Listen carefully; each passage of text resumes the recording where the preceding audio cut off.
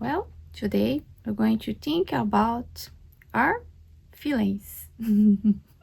I know, but I'm not going to talk about my own feelings here. Um, just for we, just for our own well-being in general, for sense of wellness and psychological respect to ourselves. Despite of many transitions in our lives and challenges that you have, and feelings are important because you feel ouch out here, out there, oh happy here, happy there, but depends of the set of values that you want to live.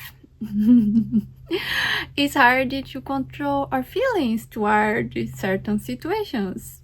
How to be have a super intelligence, emotional intelligence is really hard. But one thing that I found it easy that could be raise our awareness towards our own values. Also decide what kind of values you want to live. For example, if you want to live the value of to have more freedom, that equals peace, and involves a lot of feelings there. If the things constrain your thing, and then how are you going to live with freedom if you live in a environment that constrains everything that you do and the people are not supportive, understand? And there's a lot of feelings will come there. And if I want to live my value of freedom, but people keep me chatting around, for example, and they're going to feel more sad, more mad, all these negative feelings. So to have emotional intelligence in this environment, but what the things that we can do to to live our values, but also not control, but to acknowledge what you are feeling is a way to have more resilience in terms of resilience, to have more well-being in general. So I'm going to show you the wheel of emotions to have more emotional intelligence, and from there to have more resilience, and also know if you are living our values or not, because emotions it comes and goes as things happens in many situations, in many dynamics of our living every day. All right, and then I'm going to show you here. Sorry, I'm going to show you in a simple way, the most simple way, wheel of emotions here. As you can see, in the apple, let's talk about the negative. In the apple, upwards, we have the negative emotions that is sad. So you can notice when you are sad, when you are mad, and you are scared. For example, when we are sad, you may feel guilty, depressed, lonely, bored, and from there, bored may indicate a sense of inferiority, or lonely, inadequacy, or depressed, feeling miserable, or ashamed, and it goes to feeling stupid. Yes, it's kind of sleepy, can be apathetic. It's just one example here, okay? How to talk about emotions. Mad, just to acknowledge when you are mad. Are you jealous? Are you feeling hostile, critical, rage, and from there furious, irritated, selfish, frustrated? And another negative feelings is scared,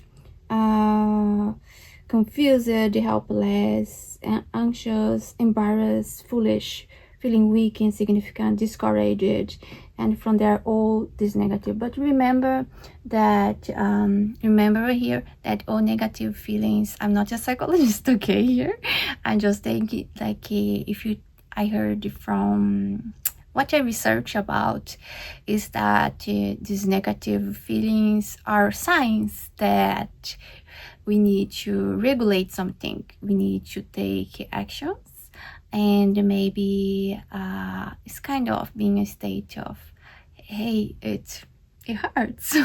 I'm going to copy what the actions I'm going to do, what I'm able to do to overcome them and become resilient, and then through actions and strategies that you turn to a more positive.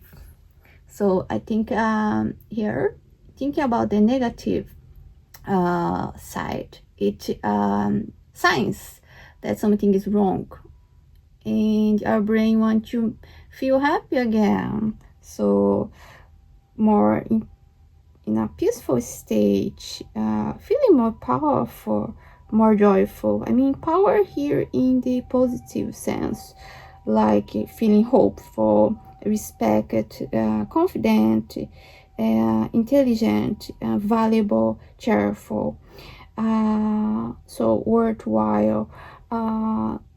So, for example, when you have a lot of change, it's hard to keep this feeling of hopefulness when, especially people are in transitions.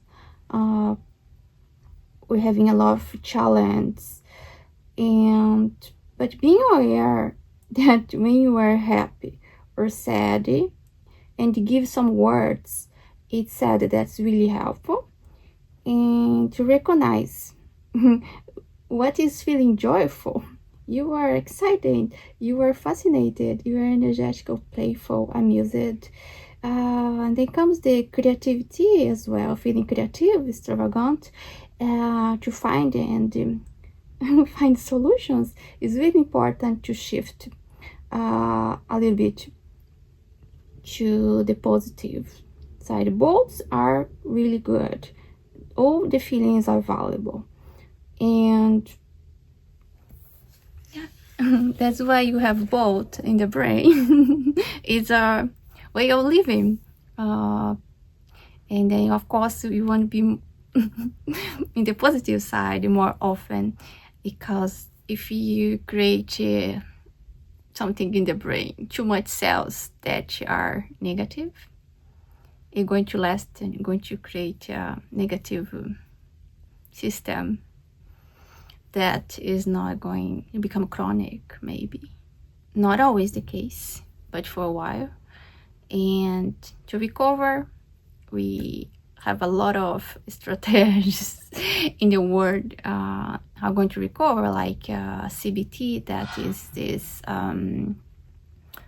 what the first thing you're going to, what are the issues the people write down, and what the first action you're going to do to change this situation that is being in a negative cycle, and then what action, and the person start to recover most of the time. Of course, sometimes the person needs to see some helpful from another one, from a professional.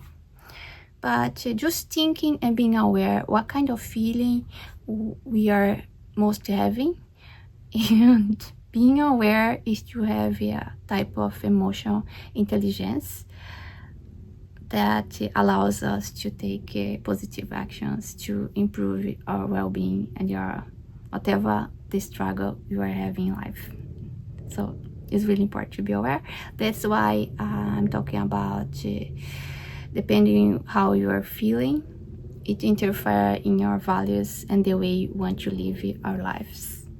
And now, in time of transition and big changes, we need to evaluate how we're living our lives. And that's what I'm talking about here as a nudge for our well-being in these times. Okay, I hope it is helpful. And then if you have any comment and want to discuss and you have another perspective, please give your comments here. And see you next time.